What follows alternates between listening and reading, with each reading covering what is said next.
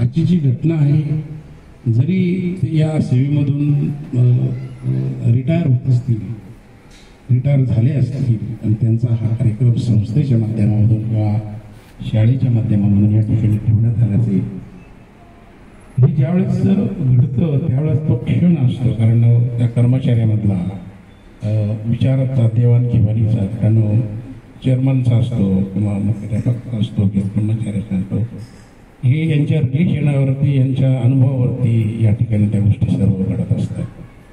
आणि म्हणून आपण आपल्या बंडू नानांनी सर्वांनाच मोठ्याचा सल्ला, जरी पद लहान असेल परंतु त्यांना जे ज्ञान आहे, त्यांचा जो अनुभव आहे हा फार मोठा आहे.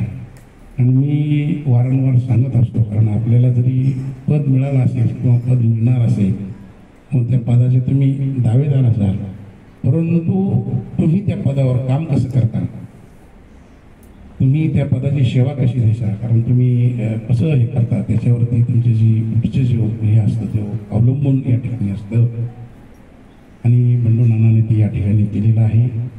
कारण बंडू नानाचं जर चांगलं कार्य जर सांगायचं झालं तर त्यांची जी विचारसरणी आहे, कारण माझ्यावर सर्वांनी हे सांगितलेलं आहे.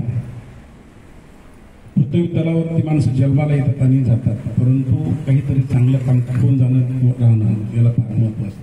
आपण बंडू नानाच नाही, आपण सर्व कर्मचारी, शाळेतले कर्मचारी, शिक्षक असतील, असतील किंवा किचनमधले लोक असतील, सर्वच हे तुम्ही उल्लेखनीय काम या ठिकाणी करतात. आणि लाखो करोडो रुपये खर्च करून लोक पुण्य प्राप्त करण्यासाठी इकडं तिकडं वन फिरत असतात. आणि तुम्ही या ठिकाणी भगवंताने ही जागा उपलब्ध करून दिली की तुमच्या हातून पुण्य या ठिकाणी आल्यानंतर सकाळपासून संध्याकाळपर्यंत